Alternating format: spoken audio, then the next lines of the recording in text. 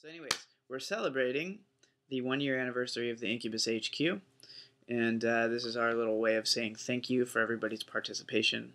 We're super happy to have been able to do that. It was really fun for everybody, and we'll definitely be doing something like that again in the future. So anyways, I'm going to answer some questions that some of you out there in the Incubus Information Superhighway have sent in, and so yeah, what are the questions? Ashley Grigg wants to know, what is your favorite guitar riff that you have ever written? My favorite guitar riff that I've ever written, Ashley Grigg. What a wonderful, fantastic question to ask a guitar player.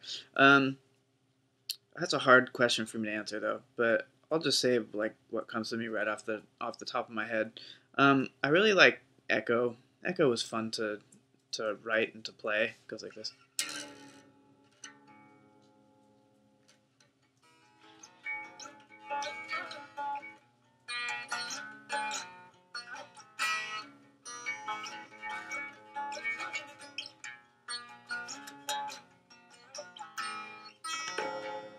Yeah, that was a fun one. So for right now, I'm going to say that one, Echo. Next question. Christopher Owen wants to know, in his own words, I guess he's saying, as a guitarist myself, I would like to know what influenced your playing style and what your techniques for creating such a diverse sound. Well, thank you for saying that I have a diverse sound. I appreciate the compliment. Techniques.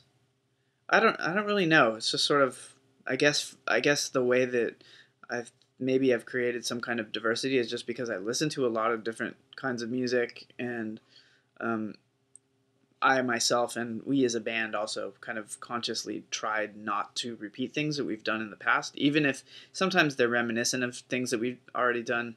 Um, we always try and kind of just do things differently. That's sort of a priority every time we make a record. But it's also okay for us to rip ourselves off. I could rip myself off as a guitarist. That's no problem. Um, but yeah, I think listening to a lot of different kinds of music is really important. For me, some of my guitar influences were early on. Really, a lot of like Jimi Hendrix.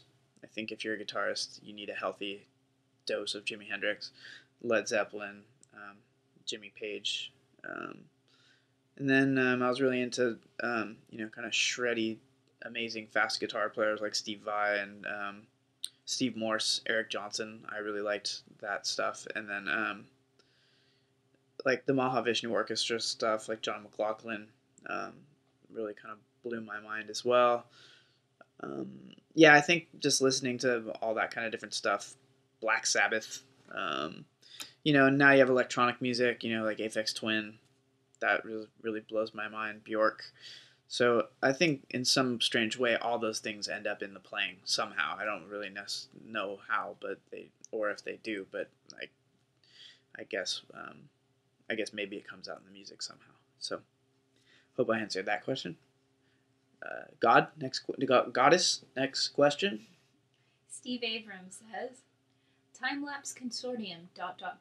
Any plans for the band to resurrect this project? Oh, yes. Time Lapse Consortium. Wow, this is great tea, Goddess. Thank you. Actually, Ben and Jose and I have been talking about that lately, and yes, our plan is to actually make a Time Lapse Consortium album of all brand new material sometime in the next few months. So that's something we're definitely going to do, and we are all very excited about that. It's about time. So yes, that is your answer. Goddess, next question. Prashanth Swami asks you, or tells you, Yes. Thank you, in parentheses, and all other band members, close parentheses, for doing this today. My question is about your interest in physics and evolutionary biology. Can you please give us insights from your studies at Harvard? Oh, yes. My favorite discussion topic. I just I'm a sucker for the natural sciences and what they tell us about the natural world and the picture they paint for us of reality. the reality that we live in.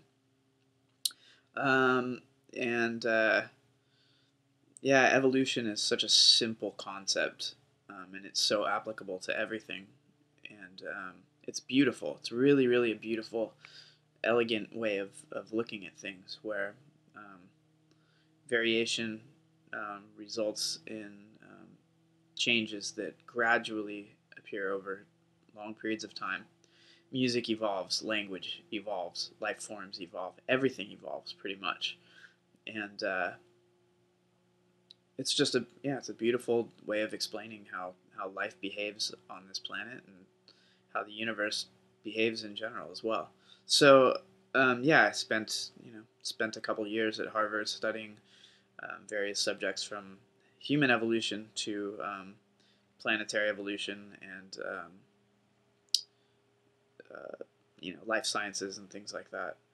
Um, Fascinating stuff. I could talk about it for hours and hours and hours, but I won't bore you with that. So, um, but yeah, Goddess. Next question.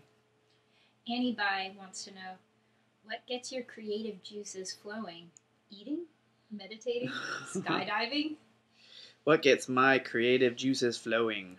Um, Good conversations.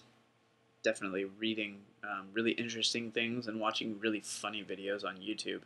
Um, like that video for trampoline double fail. That's a really good one. Pretty new. It's pretty awesome. And then the kid that had to spell Scombriday he was on CNN, I believe. He like that if you type in like awkward spelling bee kid, that's an awesome YouTube video. Very inspiring. Um, yeah, definitely funny YouTube videos. Never underestimate the power of the creative power of YouTube videos. Next. Lei wants to know what do you remember most about the Philippines and what really happened during the first song of Megalomaniac? Oh, and I smashed my guitar. Yeah. Is that what is being referred to? The end of the question is a statement. That was so badass! Exclamation mark. Okay, so wait. The first part of the question is what did I remember most about the Philippines? Yes. Um, well, we seem to have an amazing sold out arena rock concert every time we come to the Philippines. So what could you possibly forget about that? The people are always amazingly friendly. The food is great, and it's a hell of a long way away from where we live, but that's cool. And the people seem to know all the lyrics to all the songs, which is awesome. And what really happened was um, we had come all that way to play a show that was sold out, and my equipment didn't work, and I got really upset. So I smashed my guitar. Doesn't happen that often. In fact, it's only happened a couple of times. Um, but I figured that rather than just stand there with my equipment not working, I might as well do something with all that extra energy. Yeah. So Oliver's jumping up on the couch. I just thought I needed to help him out a little bit. Yeah, there you go, buddy. Yeah, so I just smashed my guitar, and you know, might not have been the nicest thing to do, but it sure feels good to do stuff like that every once in a while, you know. So, and for those who said it was badass, thank you, because the ultimate goal in my life is to come across as like somebody who's badass. So, Goddess. Jesse Segundo wants to know Jesse, what's up, man? what do you look for when picking guitars to use on the road and in the studio? Second part of the question is would you ever want to have your own signature line? What do I look for in a guitar? Really, the only thing that I look for a guitar that I'm touring with is that it stays in tune. That was part of the problem that I was having over there in the Philippines actually at that time was my guitars wouldn't stay in tune.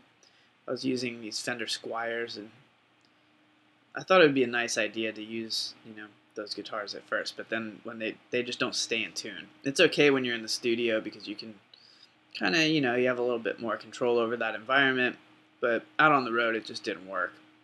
So But other than that, my criteria really is only just that they feel good and they sound good. And I mean, I don't know. It's pretty simple, really. And as far as having my own signature guitar, I've been approached about doing things like that in the past, but all the companies that I've had those discussions with, they always want to change the guitar and make it some very cheap version of what I would play, which is kind of deceptive in my opinion to make people think that I actually would play a guitar that, put my name on it when it's like a cheap version that, I just haven't really been cool with that. So maybe someday it'll happen, but um, also because I keep switching guitars. So if I have a signature model and then I stop using it at some point, that would kind of suck too. So I figured to take, it's better for me to just not have that responsibility. So sorry, but maybe someday. I'm not sure. All right, next question. And Ryan Holloway asks, if you could play on stage or collaborate with anyone in the world, who would it be and why? If I could play on stage with or collaborate with anyone, well,